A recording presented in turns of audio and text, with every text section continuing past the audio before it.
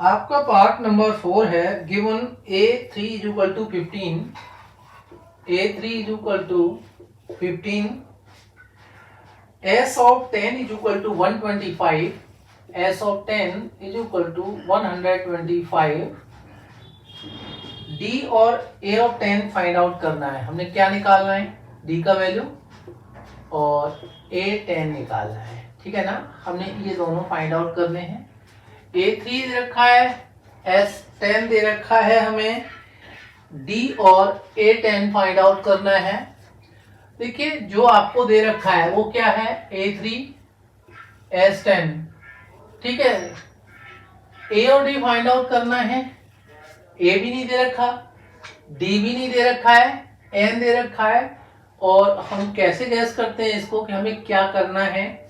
मुझे ना S of 10 125 दे रखा है। ठीक है, तो देखिए S N वाला फॉर्मूला अप्लाई कर दो, AN वाला फॉर्मूला अप्लाई कर दो।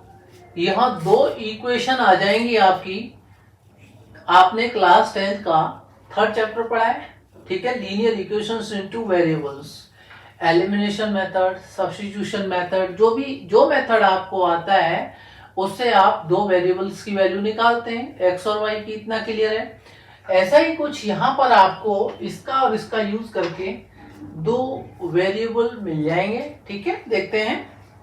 और ए और डी उसमें निकल आएंगे आपके। तो देखो ये A3 है, इसको हम A plus 2D is equal to 15 लिख सकते हैं। मेरा इक्वेशन 1 हो जाएगा। ये S ऑफ 10 है मेरा, तो देखिएगा S ऑफ 10 यानी मैं कौन सा फॉर्मूला अप्लाई करूंगा? S of n is equal to n by 2 2a plus n minus 1 into d। S of 10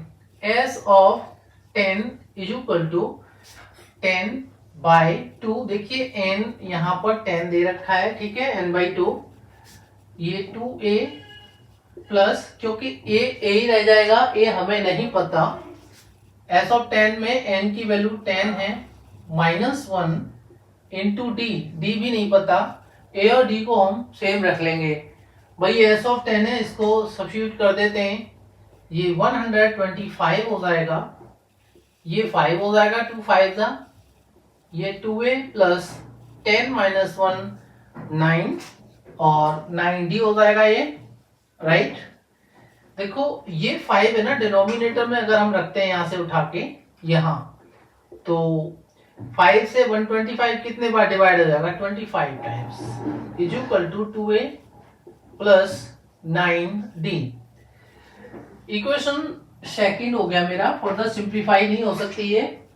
मेरे पास दो इक्वेशन हैं, दोनों ही लीनियर इक्वेशन है और टू वेरिएबल्स हैं a और d। कौन कौन सी? a plus 2d is equal to 15 और 2a plus 9d is equal to 25।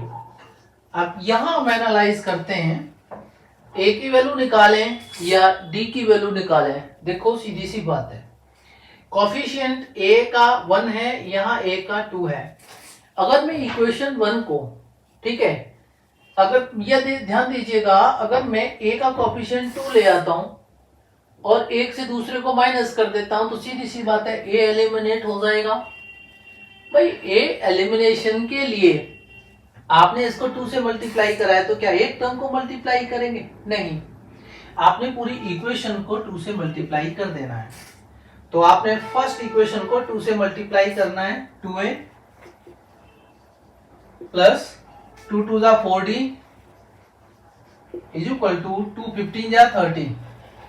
आपका इक्वेशन 1 ये हो जाएगा। ठीक है, आपने इसको 2 से मल्टीप्लाई कर दिया है और सेकंड को माइनस कर दो। ठीक है, तो वर्डिंग क्या लिख सकते हैं हम? Multiplying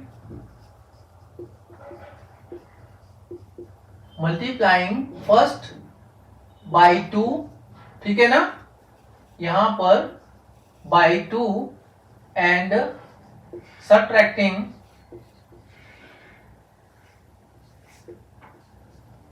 subtracting equation second. तो इक्वेशन सेकंड क्या है, 2a plus 9d is equal to 25, उसे इसके नीचे रख लीजिए, 2a plus 9d is equal to 25, वही इक्वेशन सेकंड। जिसको सब्ट्रैक्ट करते हैं उसके साइन चेंज हो जाते हैं हर एक टर्म के, ये प्लस का है माइनस का, प्लस का है माइनस का, प्लस का है माइनस का, कॉलम में अरेंज हो गया, नीचे साइन चेंज हो गई इक्वेशन सेकंड के सारे टर्म्स के। ये 2a positive 2a negative cut गया जी, 0 बचा। 4d पॉजिटिव है 9d नेगेटिव है, ये माइनस का 5d रहेगा, और ये आपका 30 पॉजिटिव 25 नेगेटिव 5 रहेगा, ठीक है। और d is equal to 5 upon minus 5 is equal to कितना आ गया, माइनस का 1 आ गया। Very good. तो कॉमन डिफरेंस आपका -1 आ गया। मुझे a10 फाइंड आउट करना है, क्या निकालना है, a10। तो देखिएगा an is equal to a plus n minus 1 into D होता है।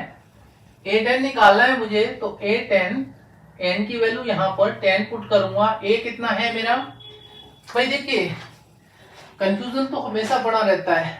मैंने अब यहाँ मुझे a भी निकालना है, ठीक है, लेकिन मैंने ये देखा कि d की वैल्यू आ गई, a10 चाहिए मुझे। a10 में मुझे क्या क्या चाहिए, इसे चाहे मैं रफली कर लूं पहले भाई, या यहाँ ऐसे कर लिया कि an is equal to a plus n minus 1 into D.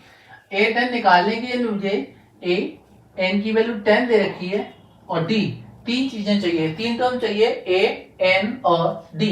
मेरे पास n 10 है, d कितना है -1 है, a कहां से आएगा भाई, d की वैल्यू -1 जो है, मैं इन दोनों में से किसी एक इक्वेशन में सब्स्टिट्यूट कर लेता हूं और a निकाल लेता हूं, ठीक है ना। तो चलो इसको बाद में लिखना है, अगर आप लिख भी लेते हो तो आपको ये पता चल जाता है। देखिए पहली बार अगर कोई करता है, हाँ, तो सीधी सी बात है a10 शुरू कर देगा। भाई a और d, मुझे पता है कि a और d निकाले बिना हम लोग a10 नहीं निकाल सकते, क्योंकि देखिए d निकल आया, a10 के लिए मेरे दिमाग में चलना चाहिए, क्या चलना चाहिए वो मैंने यहाँ आपको करके दिखा दिया। आप उसको रफली करके देख लीजिए, यानी रफ कॉलम जो बना होता है वहां पर चेक कर लीजिए कि a10 के लिए मुझे a चाहिए, d चाहिए और n की वैल्यू चाहिए। n की वैल्यू 10 है, a और d चाहिए, तो d निकाल लिया, a को निकाल लेता हूं, तो आप d is equal to -1 in equation first put कर लीजिए। तो इक्वेशन फर्स्ट क्या है, a plus 2d is equal to 15। जल्दबाजी करने की कोशिश मत करो, मिस्टेक हो जाएगी, ठीक है। तो a कितना है निकालना है, ठीक है जी। d कितना है -1 है, तो 2 इंटू -1 माइनस का 2 हो जाएगा, और ये हटा देंगे हम लोग साइन, तो माइनस का 2 सीधा लिख सकते हैं, ये 15। a इज इक्वल टू कितना हो जाएगा, माइनस का 2 इधर जाएगा, प्लस का हो जाएगा 17 हो जाएगा मेरा। वेरी गुड, मेरे पास a है, मेरे पास d है, ठीक है। निकालना क्या है, a10। अब कर लेता हूं मैं, an is equal to a plus n minus 1 into d, right. देखिएगा ये जो a10 है, n की वैल्यू 10 है, a कितना निकला मेरा 17, प्लस n कितना है भाई, n यहां से क्लियर है कि this is 10 minus 1 and common difference is -1, right. तो a10 मेरा हो जाएगा 17 प्लस 10 माइनस 1 9। क्या इतना क्लियर हो रहा है आपको, वेरी गुड। तो this is 9 and into -1, minus का 9, इसे मैं माइनस का 9 रख दूंगा, तो a10 बिकम्स कितना 17 माइनस 9, कितना बचा भाई, ये आपका 8 बचेगा। कितना बचेगा 8। तो मुझे d निकालना था, d की वैल्यू कितनी आ गई माइनस का 1। a10 निकालना था, a10 कितना है 8 आ गया, ये मेरा आंसर हो जाएगा, ठीक है। कोई बड़ी बात नहीं है, दैट्स वेरी सिंपल। बस ये ध्यान रखना है, इनसे मेरा 2 इक्वेशन बन जाएंगे, और अक्सर केसेस ऐसे ही होते हैं, ठीक है ना। मान लीजिए यहाँ पर a दे रखा होता है, s और 10 दे रखा होता है, a की वैल्यू सब्स्टिट्यूट करके उसमें d निकालते, ठीक है, और a और d पुट करके आप इसको निकाल लेते, ऐसा भी होता है। चलो जो भी है कर लीजिए नोट डाउन इसको।